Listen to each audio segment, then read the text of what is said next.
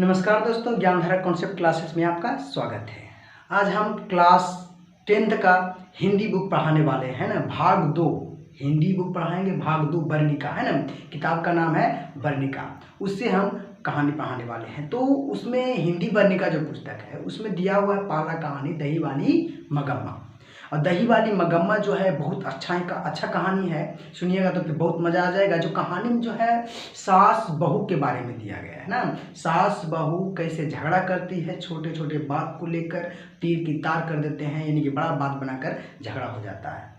ठीक है, तो ये कहानी जो है, इस कहानी की रचयिता कौन है ये देख लेते हैं। ठीक है, रचयिता कौन है, कहाँ की कहानी है, किस भाषा में है, इसको हिंदी अनुवाद कौन किए हैं, इसके बारे में देखेंगे। ठीक है, ध्यान से देखिए। हम यहाँ पर दही वाली मगम्मा है, कहानी का नाम है ना, और लेखक कौन है, श्रीनिवास जी जो है दही वाली मगम्मा का लेखक है। वेंकटेश अयंगर जो है इनका पूरा नाम है, श्रीनिवास जी का पूरा नाम क्या है, वेंकटेश अयंगर। फिर देखते हैं इनका जन्म कब हुआ, तो 6 जून 1891 ईस्वी में, यानी 6 जून 1891 ईस्वी में वेंकटेश अयंगर जी का जन्म हुआ, श्रीनिवास जी का जन्म हुआ। कहाँ, कोलार में हुआ है ना, कोलार कर्नाटक में। इनका देहावसान हो चुका है, यानी कि देहावसान मतलब होता है उनका मृत्यु हो जाना, है ना, देहावसान हो चुका है। इनका भाषा क्या है, तो कन्नड़ है, यानी कर्नाटक में जो बोली जाती है भाषा वो क्या है, कन्नड़ भाषा है। इनको पुरस्कृत किया गया था 1968 ईस्वी में। 1968 ईस्वी में एक कहानी लिखे थे जिन पे उनको पुरस्कार भी मिला था, है ना, पुरस्कृत किया गया था। तो वो कहानी था सन कथे गुलू, है ना, जो कहानी था कन्नड़ भाषा में जो कहानी लिखे गए थे, तो ये कहानी ये भी था सन कथे गुलू। 1968 ईस्वी में उनको पुरस्कार मिला था इसी कहानी पे। ठीक है, तो कहानी ली गई है, मतलब ये जो कहानी जो है कहाँ से ली गई है, तो national book trust India, national book trust India से दही वाली मगम्मा जो कहानी है वो ली गई है। कहानी का हिंदी में अनुवाद कौन किए, B.R. नारायण। तो कहानी था कौन भाषा में, कर्नाटक भाषा में था, है ना, कन्नड़ भाषा में। कर्नाटक जो है, कर्नाटक से कहानी, तो वहाँ की भाषा क्या है, कन्नड़ है, तो वहाँ की भाषा कन्नड़ था, तो उसको हिंदी में अनुवाद किए हैं D.R. नारायण जी। ठीक है, कहानी के मुख्य पात्र कौन है, तो कहानी के मुख्य पात्र हैं मगम्मा। वो मगम्मा कहाँ की रहने वाली थी, अवलूर के पास वाले गांव की रहने वाली थी। यानी कि आपको ऑब्जेक्टिव क्वेश्चन में रह सकता है कि मगम्मा कहाँ की रहने वाली थी, तो ऑप्शन में ये भी रह सकता है अवलूर के पास वाले गांव, या फिर अवलूर के पास वाले गांव। अगर ऑप्शन में नहीं रहा तो आपको रह सकता है वेंकटपुर, है ना, वेंकटपुर। उसके बाद आगे देखिएगा, मगम्मा की बहू कौन है, नजम्मा है। हाँ, नजम्मा और मगम्मा के बीच में ही झगड़ा होता है। ठीक है, जैसे मगम्मा के बहू का नाम क्या था, नजम्मा। तो हम कहानी शुरू करते हैं। ठीक है, इसको याद रखिएगा, ऑब्जेक्टिव क्वेश्चन जो है इसी से पूछे जाते हैं ज़्यादातर क्वेश्चन अगर पूछेंगे तो। और हम कहानी से भी बीच में से, और कहानी अगर ध्यान से सुनिएगा तो आपको आंसर, यानी कि क्वेश्चन का आंसर करवाने का कोई ज़रूरत नहीं। कहानी का जो क्वेश्चन जो होता है उसका आप आंसर खुद लिख सकते हैं, खुद बना सकते हैं आंसर।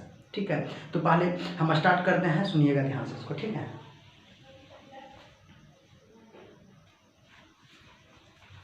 सुनिएगा, लिखा हुआ मगम्मा बरसों से हमें बारी से दही दिया करती थी। किन्हीं, यानी श्रीनिवास जी को। श्रीनिवास जी बता रहे हैं, ये जो कहानी जो है श्रीनिवास जी खुद बता रहे हैं कि मगम्मा बरसों से हमें बारी से दही दिया करती है।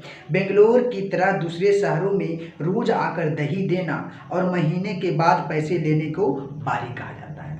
यानी रोज दही देना, जिसको मोतामी कहते हैं, जैसे दूध आपको रोज पहुंचाने आता है घर तक और महीना में एक बार आप पैसा देते हैं उसको, उसी को क्या बोलते हैं, बारी कहते हैं।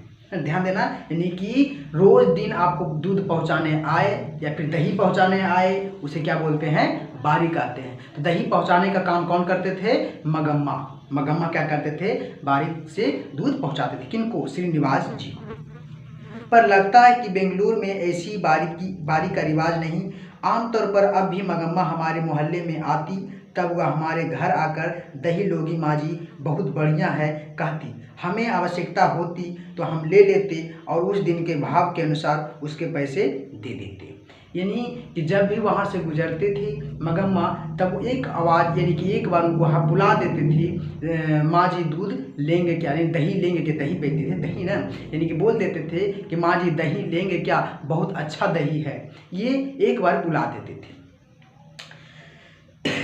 हमें आवश्यकता होती तो हम ले लेते और उस दिन के भाव के अनुसार उसके पैसे दे देते। श्रीनिवास जी को अगर ज़रूरत लगता है कि दही लेना चाहिए या ज़रूरत है तो वो क्या करते थे, दही ले लेते थे और उनके भाव के हिसाब से वो पैसा दे देते थे। कहने का मतलब वो श्रीनिवास जी जो है यानी कि बारी से दही नहीं लेते थे, बारी से यानी कि रोज़ दही नहीं लेते थे, जिस दिन उनको ज़रूरत पड़ता था वो हिसाब से ले लेते थे। क्योंकि मगम्मा जो है रोज़ वहाँ से जाती थी, उसी रास्ते से आना जाना लगा पड़ता था। जैसे कि किसी दूसरे गांव जाते थे, किसी दूसरे गांव जाते हैं तो उसी रास्ता से आना जाना लगा रहता था। तो जब भी वहां से जाती थी वो एक बार उनको बुला लेती थी कि माँ जी दही लेंगे क्या, श्रीनिवास जी को, ठीक है।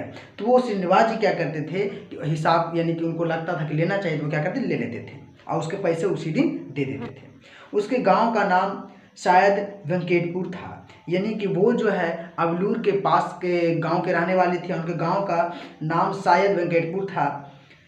आते समय हमारे मोहल्ले से होकर ही आना पड़ता है और आते बार भी हमारी तरफ से ही जाना होता है। मैं उससे ज़रा अच्छी तरह बात करती हूँ, इसलिए कभी कभी गांव से आते समय और सारा दही खत्म करके जाते समय दोनों बार मेरे पास आ जाया करती है और आंगन में थोड़ी देर बैठती है। यानी देखिए, जिससे ज़्यादा लगाव होता है उससे तो बात होता ही है, गलबात भी होता है, उससे बैठ कर कुछ गप्पे लड़ा लेते हैं। तो मगम्मा भी उसी तरह की थी। मगम्मा क्या करती थी, इससे उनका दही अगर टाइम रहा तो वो क्या करते थे कि दही उनके पास रहता भी, यानी जाने वक्त भी क्या करते, मगम्मा से थोड़ी देर गप्पे लड़ा लेते, या फिर दही अगर वहाँ उधर से लौटने के वक्त जो होता है फिर मगम्मा अगर मिल जाती तो मगम्मा क्या करते, गप्पे थोड़ा देर टाइम पास यानी बात विचार कर लेते, ठीक है। इस तरह से होता, सबसे बातें करती, पान सुपारी खाती, यानी कि मगम्मा पान सुपारी कौन खाती थी, मगम्मा खाती थी, तो पान सुपारी खाती, ना रहने पर कभी कभी हमसे पान सुपारी मांग कर वो खाती थी। यानी कि जब से मगम्मा के पास पान सुपारी खत्म हो जाता था तो किससे मांगते थे, तो श्रीनिवास जी से वो मांग लेते थे। ऐसे मौके पर यदि मेरे पास समय होता तो वह अपना दुख सुख भी बताया करती। सही बात है, दुख सुख, यानी कि जब कोई आपस में बात विचार करे तो कुछ अच्छी बातें, हंसी मजाक, सुख दुख की बातें भी होती रहती है। तो कभी मगम्मा अपना सुख दुख के बारे में कुछ बताती तो कभी श्रीनिवास जी बताते, तो यानी कि दोनों में जब भी गप्पे होते तो कभी सुख दुख की बातें ही होते हैं। तो इस तरह की बात बताया करते थे। मुझसे भी सुख दुख पूछती, मुझे भला क्या सुनाती, यही कि बिल्ली ने दूध पी लिया, चूहे ने कमरे में छेद कर दिया, तब वह दुनिया ही ऐसी है कहकर अपने अनुभव की बातें सुनाने लगती। यानी कि मगम्मा जो है रही मगम्मा जो है दुख सुख की बातें तो हो जाती, लेकिन कभी कभी अपने अनुभव की बातें भी बताते, क्योंकि वो जो है अनुभव वाली महिला थी, उनको हर तरह का अनुभव था, तो कुछ अनुभव वाले बातें भी बताती कि ये होना चाहिए ना होना चाहिए, इस तरह की बातें भी बताते थे। बाद में यह भी कहती कि इस दुनिया में किस ढंग से चलना चाहिए, है ना, किस ढंग से, यानी पुरानी महिला जो होती है, पहले की जो महिला होती है, उन्हें क्या होता है, एक अनुभव होता है कि समाज में अगर अच्छे तरह से एक अच्छे इंसान की तरह रहना है तो कैसे रहना चाहिए, किससे बात विचार करना चाहिए, इस तरह की बातें भी वो बोला करते, बताया करती थी कैसे रहना चाहिए। मगम्मा मुझे अच्छी लगती थी, नहीं श्रीनिवास जी को, श्रीनिवास जी को मगम्मा बहुत अच्छी लगती, अच्छी इसलिए लगती थी क्योंकि अच्छी अच्छी बातें करते थे। मुझ में और उसमें बहुत घनिष्ठता हो गई। घनिष्ठता मतलब होता है मित्रता, दोस्ती, लगाव, यानी कि किन से लगाव हो गया था श्रीनिवास जी को, तो मगम्मा से बहुत घनिष्ठता, बहुत दोस्ती हो गई थी, जिसके कारण मगम्मा जो है हर तरह के बात श्रीनिवास जी को बताती थी।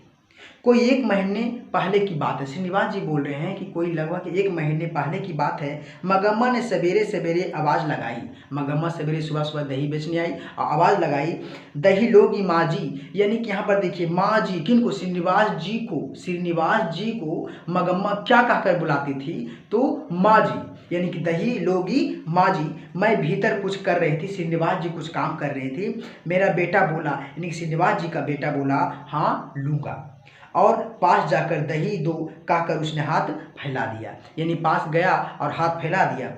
मगम्मा ने मटकी से थोड़ा अच्छा गाढ़ा गाढ़ा दही निकालकर उसकी हथेली में रख दिया। किसके हथेली में रख दिया, तो श्रीनिवास जी के बेटा के हाथ में मगम्मा जो है दही निकालकर रख दिया, गाढ़ा गाढ़ा दही। यानी कहने का मतलब दही उनका इतना अच्छा होता था कि हाथ में भी अगर चुल्लू में भी ले ले दही नहीं गिरता। अच्छा दही का मतलब यही होता है कि हाथ में अगर उठा ले तो वो उठ जाए, यानी कि हाथ से गिरे नहीं, तो वो चुल्लू में ही यानी कि हाथ फैलाया और हाथ में ही वो मगम्मा जो है दही दे दिए। अच्छा गाढ़ा दही निकाल उसके हथेली में दे दिया। पर पर डाल दिया और बोली, जरा जाकर माँ जी को जल्दी भेज दूँ। यानी मगम्मा जो है श्रीनिवास जी को बेटा को बोला कि जाओ बेटा जल्दी से माँ जी को जाकर भेज दो, मुझे जाना है। यानी थोड़ा उस दिन जल्दी में थी, कुछ टेंशन भी था। क्या टेंशन था आगे देखेंगे। इतने में आ गई, यानी कि श्रीनिवास जी वहाँ आ गई। मगम्मा बोली, माँ जी सोने जैसा बेटा पैदा किया है, जैसे गुण तुम्हारे हैं वैसे ही उनसे मिले हैं। यानी श्रीनिवास जी का जो बेटा था उसको देखकर वो बताए कि सोना जैसा बेटा पैदा किया है, बहुत अच्छा है, जैसे गुण आपके हैं वैसे ही गुण आपके बेटे के हैं। मगम्मा बोले श्रीनिवास जी को। पर इन सब में क्या रखा हुआ है, क्या होगा इससे? लड़के के बड़े होने की देर है।